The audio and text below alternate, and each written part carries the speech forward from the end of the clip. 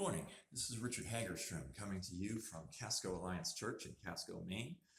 And I'm going to be reading a few excerpts from some books of blogs I've published. I have a blog on my website for our juggling and magic show. And over the years, I've just assembled them. They're very random books. But the first one I'm going to read to you is from one called My Best Days. It's called Grocery Store Overload. Oil from sunflowers, olives, canola, 57 brands of granola, 87 types of wheat thins, all screaming out that we should eat them. Low fat, low salt, low sugar, low carbs, high prices. Gluten-free, caffeine-free, fat-free, dairy-free, chickens who ranged free, but were never free. And now they're $4.50 a pound. Turkey ham, turkey bacon, turkey jerky. The turkey's faking, pretending he's a pig or cow. Evolution happening now in aisle 8. But when we eat fake meat, then we ate what it ain't. And it costs twice as much. Organic, vegan, light, enriched, extra virgin. How is that even possible? Too many choices. I don't know which package I should buy. Perhaps I'll collapse in aisle 6 until I cry. Except I'd have to decide what type of tissues to dry my eyes. Lotioned or dry, scented, 2-ply, decorative box, generic or brand name. Why so many choices for things that are all the same? Take this wobble-wheeled cart, leave it behind, run to the parking lot, search till I find my rusty VW, and fly out of this place. Too many choices for my simple taste. Second piece I'd like to read is more of a form of an essay. It's from this book of blogs called Between Eden and Eternity. And it's called Drill Teams in the Military, Starbucks in the Church.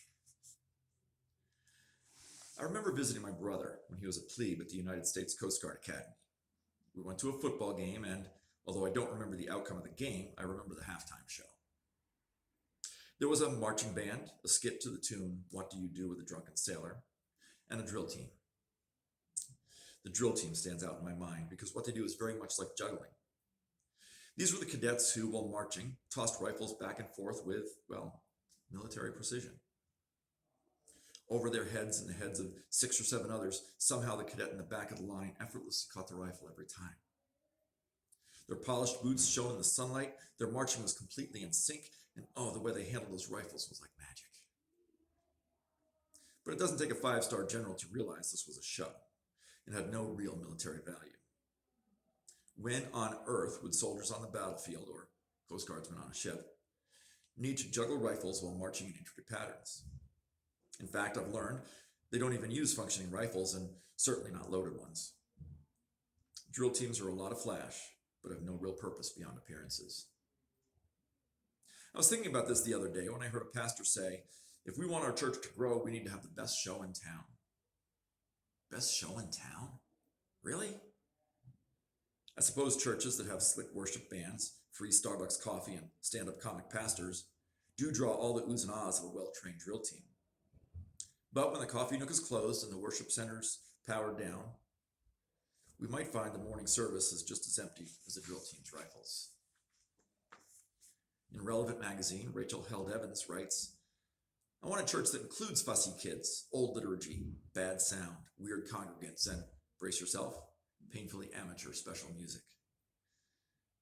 For one thing, when the gospel story is accompanied by a fog machine and light show, I always get this creeped out feeling that someone's trying to sell me something. It's as though we're all compensating for the fact that Christianity is not good enough to stand on its own, so we're adding snacks. Steve Taylor was more succinct when he snarked, this disco used to be a cute cathedral. The church, by its very existence, is in a spiritual war. Well, this may sound out of character from someone who's admittedly on the pacifistic side of average on military issues. I agree with the first century believers who said when Christ disarmed Peter in the garden, he disarmed the church.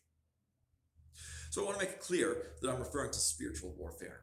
The church is in a war against enemies named apathy, selfishness, hatred, injustice, hopelessness, greed, and many other villains. And a good show on Sunday morning does nothing in and of itself to win this war. Instead, let's hear the simple truth of the greatest commandment.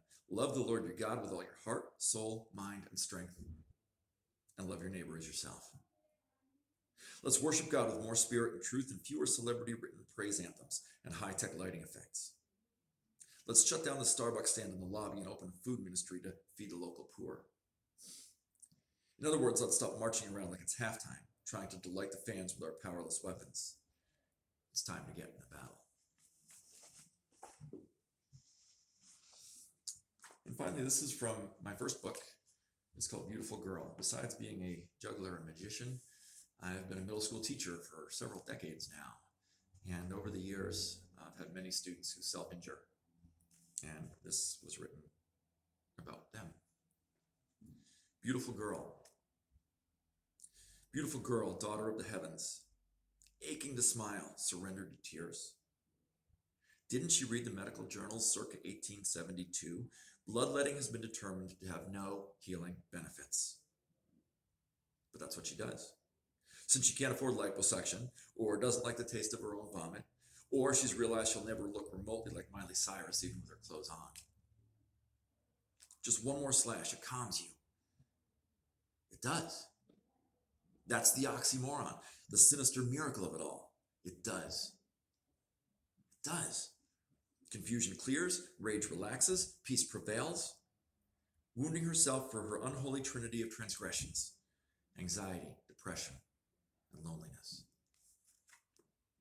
Until that day, in the emergency room or in her empty apartment or in her dorm when her roommate's gone for the weekend, and her forearms wrapped in humid crimson bandages, finally she imagines, determined it's a lie, but dreaming that it's true. Maybe there's no cleansing in her blood, only the incurable DNA of a fallen race. Perhaps broken glass is no crown of thorns. Perhaps razor blades make poor nails that will never hold her scarred wrists to the cross of self-redemption. My darling, by your own stripes you'll die. By his stripes you're healed. Try to imagine. Try to believe.